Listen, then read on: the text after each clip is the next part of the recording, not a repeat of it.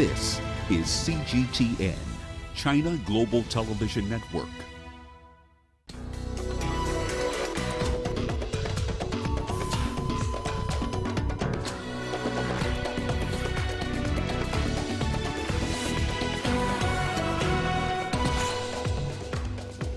U.S. biotech firm Moderna says its experimental COVID-19 vaccine is 94.5% effective. This as the WHO warns a vaccine against the coronavirus on its own will not end the pandemic.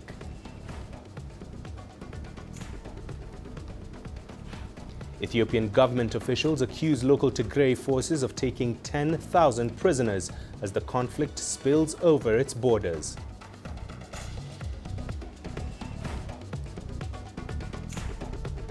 And Somali forces increase military operations as African Union troops prepare to exit the country. Hello and a very warm welcome to you wherever you're joining us. This is Africa Live only on CGTN. I'm Mahia Mutwa live in Nairobi. Rama joins me now with your business headlines. That's right, Mahia. Here's what's coming up in the course of the hour. Nigeria's inflation rate has jumped to 14.23% in the month of October. We'll have the latest data. And 15 Asia-Pacific nations have signed the world's largest single free trade agreement. We'll have the details on those stories and plenty more coming your way in the course of the hour. For now, let's start with the latest in current affairs with Maya. Rama, thank you. We begin in the United States, where biotechnology company Moderna says preliminary data show its vaccine is nearly 95% effective in preventing COVID-19. Moderna is the second U.S. company in a week to report data which it says exceeded their expectations. The company's president hailed the results as a milestone. It's a really important milestone in the fight against the pandemic because it demonstrates that our vaccine, mRNA-1273, is able to prevent COVID-19 disease, including severe disease in people who've received it. It's really just a milestone, though. We have a lot of work ahead of us. Knowing the vaccine is going to be effective is great news, but we still need to complete the regulatory process, which involves completing the study and generating more data, even some follow-up and safety data. And then, of course, we need to get busy manufacturing. Moderna hopes to produce about 20 million doses of the vaccine by year end and is projecting 500 million to 1 billion doses next year. Hoj says he expects American drug authorities to allow their vaccine candidate for emergency use. He said having two vaccines with such similar effects was most reassuring.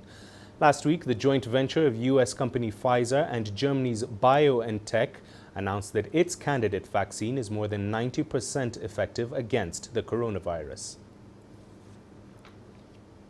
Well, a vaccine, however, is not the end-all, be-all. Here is what the WHO had to say on this. We knew that a vaccine would be essential for bringing the pandemic under control, which is why WHO proposed the ACT Accelerator. But it's important to emphasize that a vaccine will complement the other tools we have, not replace them. A vaccine on its own will not end the pandemic. Surveillance will need to continue. People will still need to be tested, isolated, and cared for. Contacts will still need to be traced and quarantined. Communities will still need to be engaged, and individuals will still need to be careful. We still have a long road to travel. Well, Africa too is keen on a COVID-19 vaccine. Already several countries have begun vaccine trials in collaboration with global pharmaceutical companies and universities. Several African states have also joined an initiative fronted by the World Health Organization to supply hundreds of millions of vaccine doses once they become available. Here is CGTN's Robert Nagila with more on that story. As global efforts to find an effective COVID-19 vaccine are stepped up, all 54 African countries have signed up to COVAX, an initiative securing at least 220 million doses of vaccine for the continent. It's led by the World Health Organization, the Global Alliance for Vaccines and Immunizations, and the Coalition for Epidemic Preparedness Innovations. Now, 8 African countries are self-financing their vaccine doses through the COVAX facility. Separately, a number of countries on the continent have either begun vaccine trials or signed agreements for the supply of vaccine doses. South Africa has several vaccine trials underway at various stages. The first trial, in collaboration with Oxford University and the Jenner Institute, started on the 23rd of June. Another trial is in partnership with the US drug company Novavax, and a third is with pharmaceutical giant Johnson & Johnson, which has signed a deal with South African pharmaceutical company Aspen to manufacture a vaccine. In Egypt, 2 vaccine trials are underway in partnership with Chinese pharmaceutical giant Sinopharm Group. The country's leading pharmaceutical company, Phaco, has also signed a deal with the Russian Direct Investment Fund to supply Egypt with 25 million doses of the Russian vaccine Sputnik V. In Kenya, the government approved clinical trials in September for a vaccine developed by AstraZeneca and Oxford University. And Uganda is set to launch its first vaccine trials in December in collaboration with the Imperial College of London. And turning to the security situation in Ethiopia, where the country's state broadcaster is showing video of towns it says that the Ethiopian military has liberated in the rebellious Tigray region. The video footage shows local residents in the towns of Waja and Alamata celebrating and welcoming Ethiopian soldiers after local Tigray People's Liberation Front militia and several special forces withdrew from the advancing forces. Meanwhile, Tigrinian television broadcast its own video purporting to show Eritrean soldiers captured in the latest fighting. The Tigray regional government accuses neighboring Eritrea of attacking at the invitation of Ethiopia's government after the conflict in the region erupted in early November with an attack by regional forces on a federal military base there. CGTN's Girum Chala brings us the latest. So the war in the north between the Ethiopian National Defense Force and the Tigray Regional State Special Forces militia has continued for yet another day. This is really a serious situation at the moment, and the war has been almost 2 weeks now since it started. The Prime Minister of the country, Abiy Ahmed, has said that this is a mission to bring law and order back to that regional state. As you know, Ethiopia is a federal state, and the central government is calling the northern tip of the country, the Tigray regional state, has a rogue state, and its leadership is not really complying with the constitution of the country. And besides that, they've been staging attacks. The latest one against the National Defense Force. The Prime Minister is serious about finishing the job as soon as possible. But unfortunately, there are a number of people who are being evicted from their homes, and they are crossing the border to neighboring Sudan. And Sudanese authorities, the United Nations, have reported that the number of refugees is in the thousands, and this could also increase in the coming few days as a war has continued. On the other hand, the National Defense Force of Ethiopia are reporting that they are controlling, capturing, taking away different locations from the Tigray Regional State Special Forces, and airports and others are also falling under the arms of the Ethiopian National Defense Forces. Of victory seems to be coming from that part of the region to the national forces, according to the government sources. TPLF is saying that it is still in control of most of the strategic locations there, but TPLF is also facing condemnations because of the attack it has staged on Eritrea. 3 rockets were fired to Asmara, and 2 of them have hit their target this time around, the Asmara airport itself. The United States, through its top diplomat Tibor Naj, has strongly condemned this, and they call it TPLF is trying to internationalize the fighting that's happening inside Ethiopia by attacking Asmara, and they're calling for a de-escalation of the situation and also protection for civilians. So the war has continued. We should be able to report more as we are going to get more information perhaps in the coming few hours. Meanwhile, Uganda's President Yoweri Museveni is urging dialogue from Ethiopian authorities over the growing conflict in the country.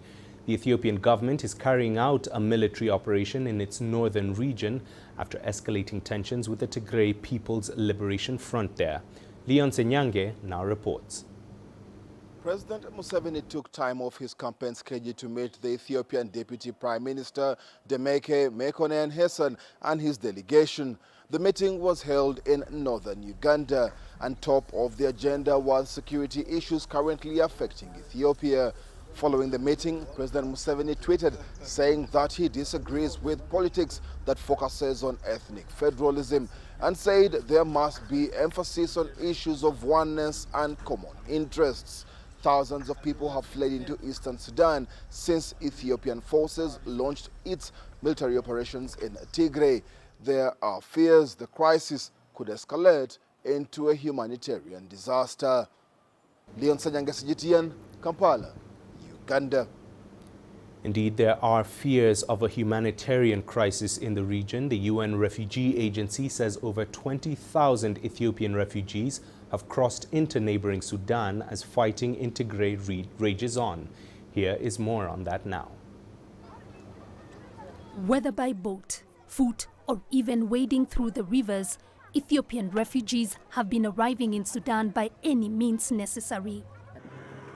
Data released by UNHCR indicates that at least 20,000 refugees have crossed into Sudan. UN and other local agencies have been assisting the growing number of displaced victims of the fighting in Tigray. The situation is very bad, to put it mildly. There are about 15,000 people here right now who've basically arrived over the last 5 days. We are starting to provide assistance services with UNHCR, WFP, the Sudanese Red Cross, Muslim Aid, and other service providers. And you can see some start of an assistance provision, but much more needs to be done. Local communities have also been intervening for the refugees. This is very close to the border. This is Hamdayat town. The community has been very generous. What we see here as well is that the Hamdayat community has provided support to the refugees. They've provided the local tents. We see that in the background. They have given food and they have given other items. So this is also a big thank you to the local community here who are very burdened with this. As analysts warn of a possible escalation of the Tigray fighting regionally, UNHCR and other aid agencies are preparing for what could be yet another crisis in the Horn of Africa. Jane Keo, CGTN. Elsewhere, the UN-brokered Libyan Political Dialogue Forum has been postponed until next week due to a lack of consensus on who will lead the transition process. No compromise was reached on the names and executive mechanism that will govern the transition process until elections are held at the end of 2021, that is, according to forum attendees. Stephanie Williams declared that the face-to-face dialogue in Tunis was successful because it gathered Libyan stakeholders and decision-makers from all regions, parties and political affiliations. 75 Libyan patriots came to this meeting. They stayed. They discussed, intensive discussions. As you can see, we just finished and it's almost 11:30 at night. And they achieved. And indeed, a lot was achieved. Consensus on a roadmap towards elections with a clear date of the 24th of December, 2021, which is Libya's Independence Day, as you know. And it's a very important symbolic day for Libyans, and it will mark their full restoration of their sovereignty and their ability to democratically elect their own leaders. Former Tunisian Foreign Minister Mounji Hamdi is one of the leading experts on Libya. He says Libyans agreed on a number of important matters, particularly on the scope, duties and powers of the Presidential Council, which will be made up of 3 members, a president and 2 deputy presidents. The forum attendees also reached an agreement on the duties and powers of the government and the head of government. At the beginning of the week, the dialogue went rather very smoothly and very well. Unfortunately, at the end of the week, there was deadlock in terms of the composition of the Presidential Council and the government. They couldn't agree on the mechanisms to select the Presidential Council and the government. Libyan observers assert that tensions erupted when the delegations reached a deadlock when they came to selecting the names of their future representatives. The Libyan Joint Military Committee talks were successful in Geneva and Gendarmes because Libyan rivals concluded an agreement between the 5+5 or the group of 10 as described by the UN envoy. The talks in Tunis were unsuccessful in designating the personalities who will lead the Presidential Council and the government. These important negotiations will be made online. Libyans have great expectations. Tunisians are hopeful that Libya will no longer be dominated by armed groups, riven by local conflicts and divided between two bitterly opposed administrations. Experts in Libyan affairs assert that the UN-sponsored dialogue in Tunis was a historic event and a missed opportunity for Libyan stakeholders who could have made more political concessions after several years of instability in their North African country. Adnan Shawishi, CGTN, Tunis. You're watching Africa Live on CGTN. It's time for us to take a short break now, but stay with us. Here's what's coming up. Somali forces increase military operations as African Union troops prepare to exit the country. And Kenya seeks to decongest prisons to curb the spread of the coronavirus.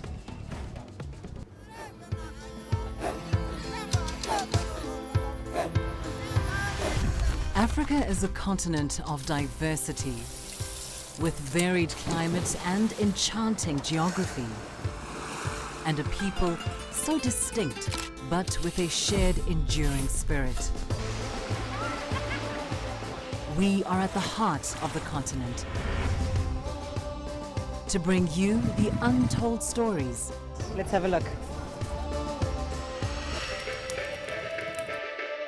We celebrate Africa as it shapes its own destiny.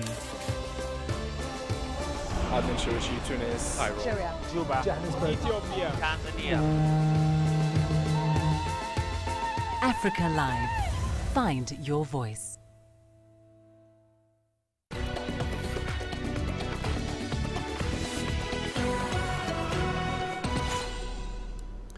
Welcome back. Now, Somali forces have increased military operations as African Union troops prepare to exit the country after helping to turn the tide against one of Africa's dreaded militant groups, Al-Shabaab.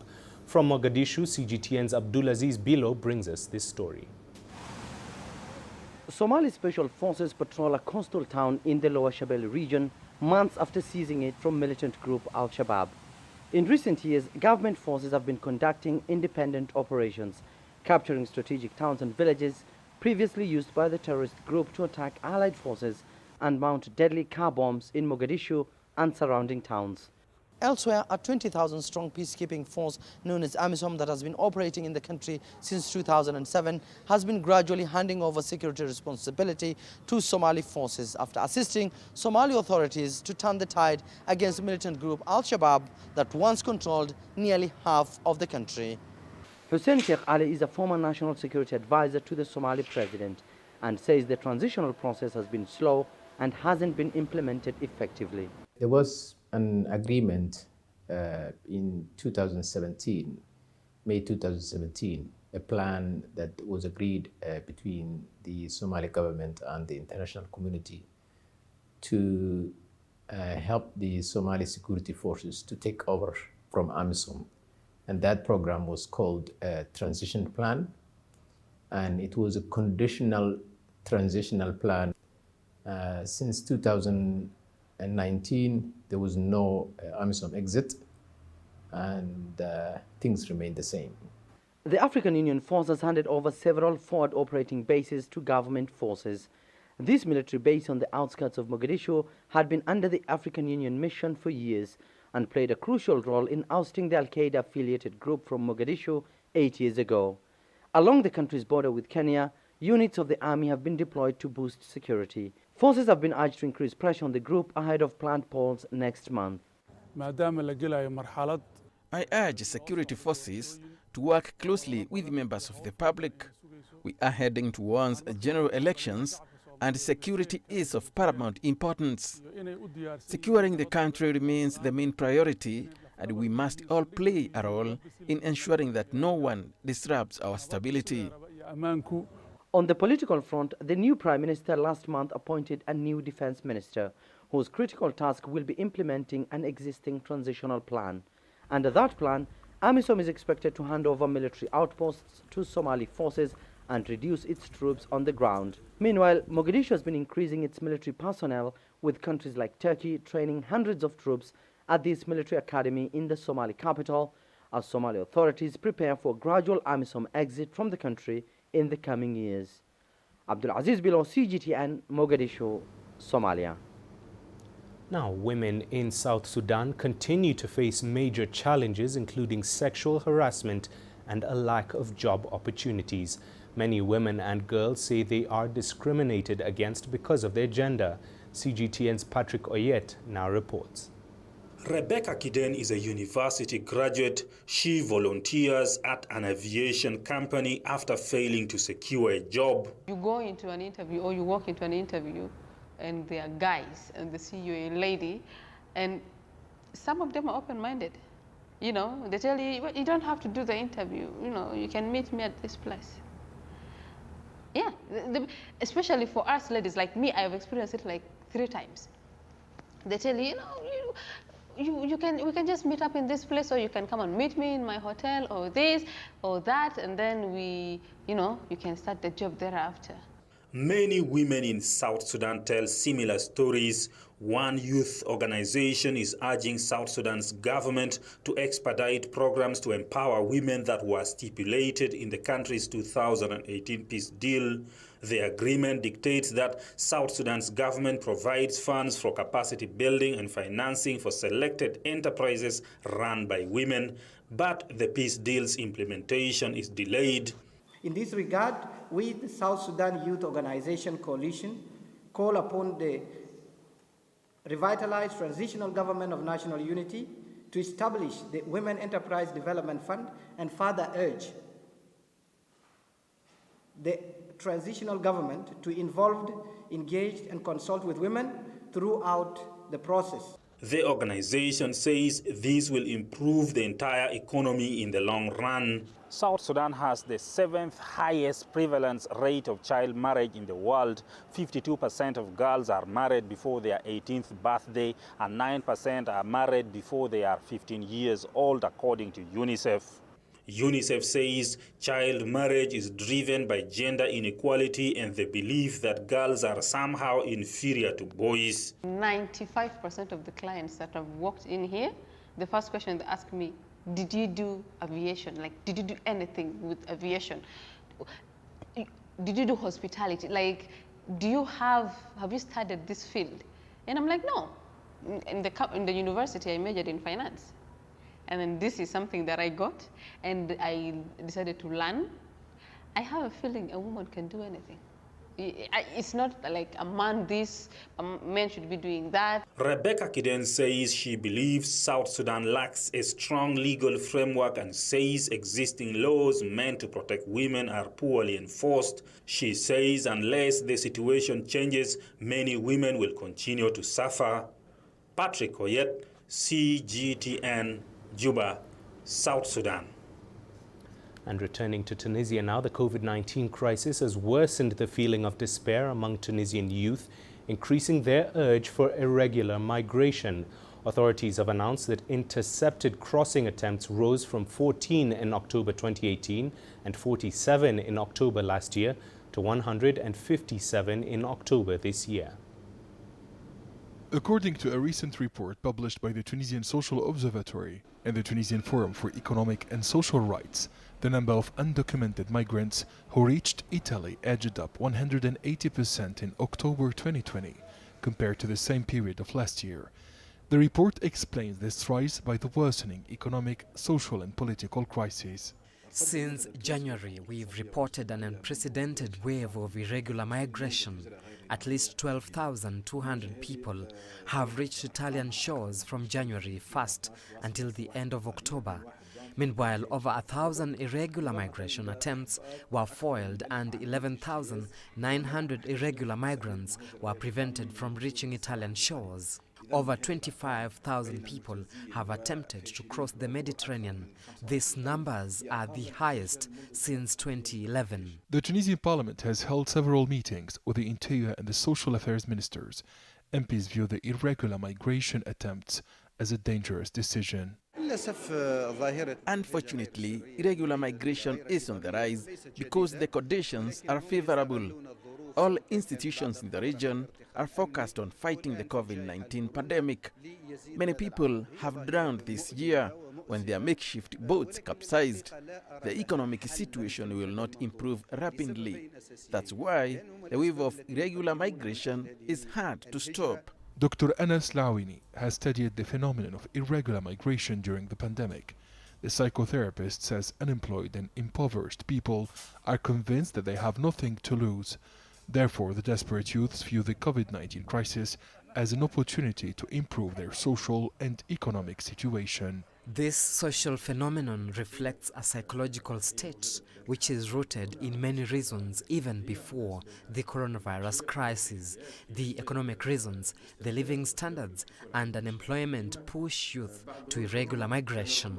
Despite the unfortunate rise in infections and deaths in Europe, young people are still tempted to cross. Greater Tunis is still in the lead in terms of the number of thwarted crossing attempts, mainly from the ports of Rades and La Goulette. 73% of irregular migrants are Tunisians, while 27% are of other African nationalities. Indeed, over 3,000 non-Tunisian undocumented migrants have crossed the maritime borders this year. According to the Tunisian Forum for Economic and Social Rights, at least 1,300 unaccompanied minors and 310 women have reached the Italian island of Lampedusa since the outbreak of the pandemic. In addition, dozens of families have also attempted the risky journey. Adnan Shawishi, CGTN, Tunis. Now, with Kenya's surging COVID-19 numbers, there are concerns that prison facilities may once again become transmission hotspots. The government has reimposed strict measures to curb the spread of the virus. CGTN's Enoch Sikolia takes a look at short and long-term measures taken to decongest prisons. A prison in the Kenyan town of Athi River. These prisoners here are learning skills like carpentry as they serve their sentences. Vocational training is part of a rehabilitation program helping the government reduce prison populations.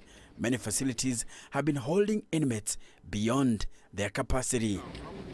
In most Kenyan prisons, dozens of inmates share one room. The close quarters heightens the risk of COVID-19 transmission. At the start of the pandemic, the government released 4,800 prisoners, prioritizing petty offenders. The period of the corona pandemic, very many offenders have been released. Now, the only challenge that we had is that now moving with them during this, taking them back to the society, became a little bit tricky because of maybe the protocols that we are supposed to observe. Plans to decongest Kenyan prisons began in 2017. At the heart of the program is to help inmates reintegrate into society. Prisoners are often viewed as outcasts after they are released. Cyrus Njora is among the beneficiaries. I was sentenced to serve 22 years, and therefore I was supposed to leave prison 2029. Njora was jailed for being a member of a car theft syndicate and spent 10 years behind bars. While in prison, he learned the art of tailoring. I saw somebody who has a potential to do great things, because if he could use that skills he was using to steal things, maybe to develop himself, that person can become somebody of great minds. Njora is determined to live up to expectations. He's helping young girls from poor neighborhoods learn how to make clothes and, during this pandemic, masks. Many who are in prison, they are there because of negligence. Somebody has finished the school and he has nothing to do. That's why they engage themselves with a group of peer pressure and they find themselves behind bar. Now, for this one, I'm happy because I'm giving them hope for future. Back at Athi River Prison, the chief inspector says all inmates are currently enrolled in the rehabilitation program. The next challenge is securing resources for the reintegration process, which works with the community to transition inmates back into society. Enoxikolia, CGTN, Nairobi, Kenya. And it's just about time for the latest in business. For that, Rama is back with the latest. Thank you very much, Mahia. Here's what's coming up in business news. The headline inflation rate in Nigeria jumps to 14.23% in October.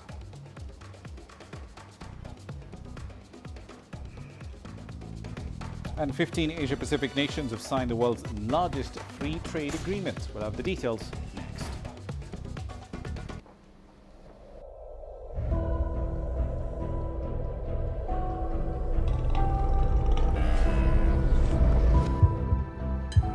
It's just taken me completely out of my depth, but at the same time it's exciting. It's new, it's different, it's a challenge. It's really exciting.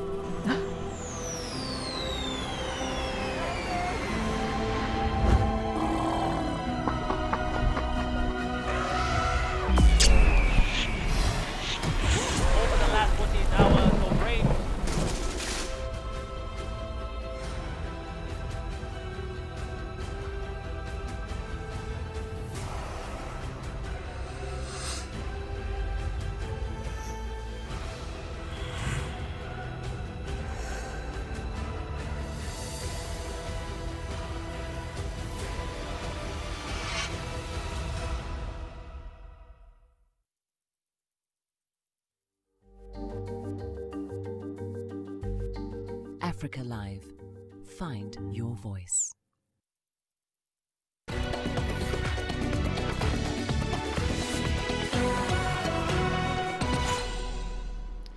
Let's start the segment in Nigeria. Headline inflation over there has risen for the 14th consecutive month in October. This is primarily the result of rising food prices, which in turn have been caused by border closures, dollar restrictions and mandatory tax that have prevented farmers from producing food. Now, the jump in inflation has exceeded the central bank's target range of anywhere between 6 to 9% for months now. Analysts say the hard financial outlook will probably continue accelerating due to the end of fuel subsidies, the currency weakness, the weakness in the naira, typical festive season price hikes and a recent order by the country's president that restricts dollar access to food and fertilizer imports. Consumer prices also went up by 14.2% from a year earlier compared to 13.7% in the month of September. Still in Nigeria, the government over there has approved free business registration for SMEs. Now, the move is designed to help up to 250,000 business owners who at this point cannot afford the fee of about $50 to formalize their businesses. As CGTN's Kelechi Mekalam now reports, that approval came with allotted quotas for each state in Nigeria and is part of the government's post-COVID-19 survival plan for the country. In Nigeria's capital, Asma'u Yusuf readies her special healthy smoothies and hopes to make some favorable sales today. She's been struggling to break even with this 2-year-old business. Prices of fruits have gone up and affected her profit. Asma'u's business has remained unregistered because her monthly gain of about $40 is too meager to pay the $50 business registration fee. And not formalizing her business means her sales would be limited to just friends and family. But she's set to take advantage of government's free business registration intervention for businesses like hers. We're very happy because if the federal government, if they bring this, as they bring this one now, I will register my product, and at least I will reach out to people. People will reach out to me. About 250,000 small businesses would benefit from this government intervention. Small businesses constitute about 90% of Nigeria's business economy, and the sector drives 50% of employment. However, the cost of business operation here is higher compared to elsewhere in the world. Several factors such as poor infrastructure and recently the COVID-19 disruptions are responsible for this. Because of the way the light issue is going, it's really affecting us. For 3 to 4 days now, there have not been light. I think since Friday, it really affects us because we buying fuel every day from morning to night. It's not really easy. The cost is high. It is one thing to register businesses, to have businesses registered. It is another thing to have them start off. It is another thing then for them to sustain. So this policy or this initiative by federal government is not the end in itself. It's a means to an end. The final narrative will be justified by how many businesses after registration are able to start off, how many businesses after registration are able to sustain business activities, how many of these businesses are able to contribute to the economy. For me, the initiative is good. It's a very good initiative. But then, will it be able, or will it alone be able to carry out or to contribute significantly to the dream or the aspiration that we want to see in terms of economic development?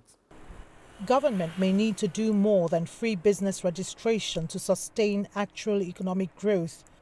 Many propose that authorities simplify access to capital loans for small businesses, strengthen infrastructure that would in turn create an enabling environment for businesses to thrive. Kelechi Amekalam, CGTN Abuja, Nigeria. On to East Africa now, where in Uganda, stores are offering early Black Friday deals and price cuts online to try and stop crowds of people jamming into the shops during the COVID-19 pandemic. Here's CGTN's Isabel Nakiria with this report from Kampala. Online and retail stores in Uganda are rolling out Black Friday deals all this month. Instead of the traditional short-term price cuts around the 27th November. Even so, the shopping holiday is expected to be lower key than previous years due to the economic hardship brought about by the COVID-19 pandemic. The deals we have up to 80% is a reflection of Jumia's commitment, of our partners and our vendors' commitment to giving back to our customers who have suffered quite a lot, both on the health side, the economic side, and also on a personal level as well. Black Friday usually offers shoppers good deals for early Christmas shopping. With health concerns due to the pandemic, customers are avoiding stores and buying online.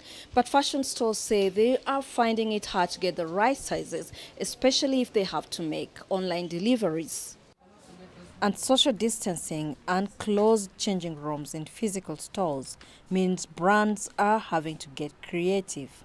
It's very tricky because sometimes you've not met this client before, but then if she sends you a picture, from the picture you can try to refine. You're like, okay, she might be a 14 or a 10 or an 8, like that. Shoppers are also embracing online shopping as an easy and less risky way to get groceries. It's very safe, first of all, because they deliver from a distance, so there's no contact even while they deliver. So that makes me feel comfortable, knowing at least I don't know where this person has been, I don't have to have contact with them, and also it's very convenient for me.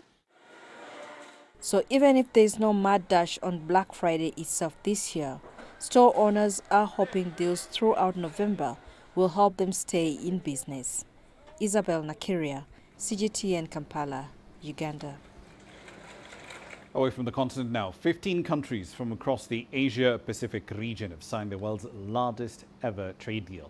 It comes after 8 years of negotiations pushed back by deadlines and the withdrawal of India. The Regional Comprehensive Economic Partnership, or the RCEP as it's more commonly known, was signed on the final day of this year's ASEAN Summit.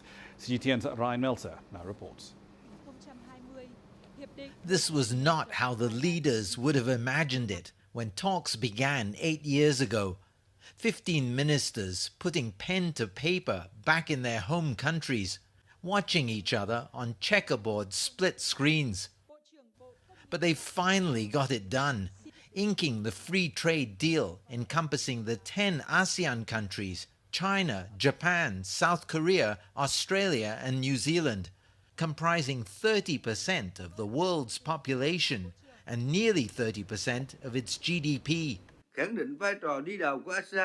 It will send a strong message that affirms ASEAN's leading role in supporting the multilateral trading system, creating a new trading structure in the region, enabling sustainable trade facilitation, revitalizing the supply chains disrupted by COVID-19, and assisting post-pandemic recovery. Mutually beneficial cooperation in East Asia will help boost global development and economic growth, and our cooperation is indispensable in such a process.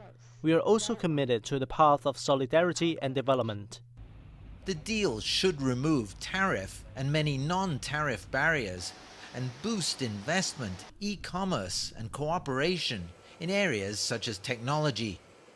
RCEP will make these countries more interdependent, and that increasing economic closeness will be an incentive to avoid inflaming geopolitical tensions and disputes. And there are a few of those. Between 4 of the ASEAN countries and China over the South China Sea, between the East Asian countries, and more recently, between Australia and China. I welcome the fact that Australia and China have been able to continue as partners in the RCEP agreement. It's an important sign of our willingness to continue to work in regional cooperation and regional economic partnership. RCEP won't actually come into effect until next year, but it will still be a timely and vital boost to a region and world struggling to emerge from the economic damage wreaked by the pandemic. Ryan Meltzer, CGTN, Kuala Lumpur. New economic data out of China shows that that country's economy does continue to recover from the knock-on effect of the pandemic. The National Bureau of Statistics released those figures earlier on Monday. Industrial production went up 6.9% last month compared to the year before. Retail sales grew by over 4%, but they did miss some expectations. The monthly growth rate of the catering industry also turned positive. In the meantime, the surveyed unemployment rate in cities is 5.3%. That's slightly lower than where it was in the month of September. And finally, Japan has recorded its biggest quarterly economic growth in 40 years, partially reversing a huge slump from the previous quarter, obviously due to the COVID-19 pandemic effects. Here's CGTN's Terence Terashima with the details. A strong recovery after a deep plunge into recession, but there's still some ways to go. Japan's economy rebounded in the July-September period following the sharpest contraction on record in the April to June quarter. The annualized real gross domestic product rose by 21.4%.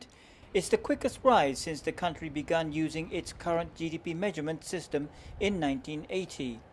We saw a large increase in the July to September quarter GDP figures, which is a rebound from the huge slump in the April to June quarter.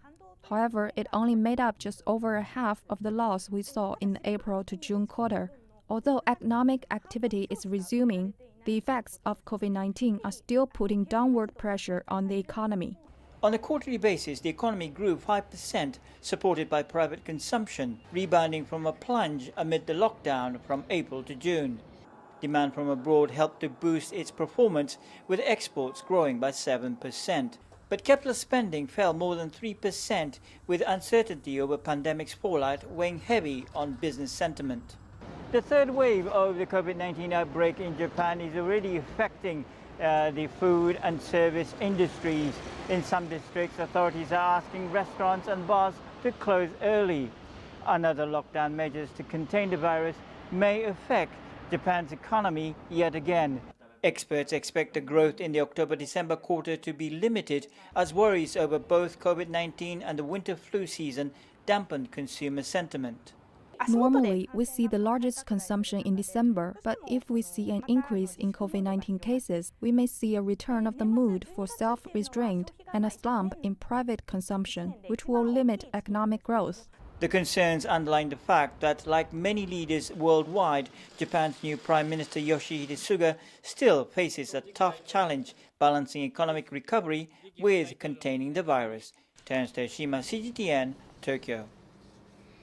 And I'll leave it there for the time being. I'll be back at the top of the hour. In global business, we'll be going over to Sudan. The country setting up an auction, as it turns out, for 27 oil blocks. Some of those are entirely offshore. But what exactly should you expect to happen in that auction? We'll have some details for you at the top of the hour. See you then. For now, back to Maya. Thank you very much. Well, still to come here on The Sport.